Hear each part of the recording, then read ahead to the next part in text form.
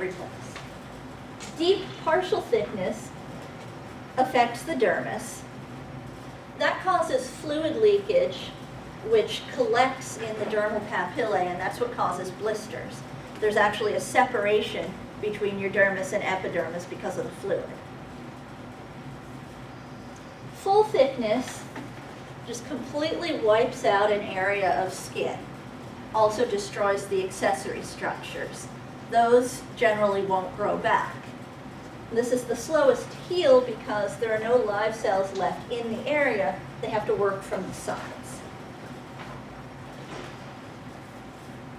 So these are what we call third-degree burns. They can even damage tissues past the skin, like go into the muscles if they're really bad. Questions on burns?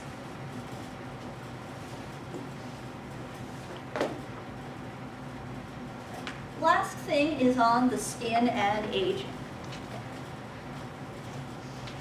Anatomical changes, all the layers get thinner. There's less elastic fiber in the dermis. This is what causes wrinkles, is it's not able to go back to position when it's stretched, and so your skin kind of sags a bit. And decreased production of sebum. The results of this, less effective temperature regulation. With the dermis thinner, it's not able to have as big a difference with changing its blood flow. With the subcutaneous thinner, there's not as much insulation.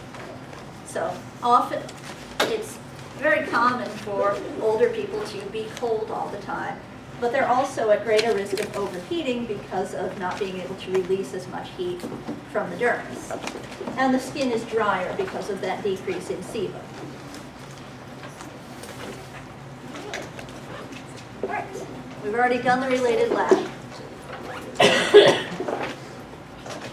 And we're on time, so start lab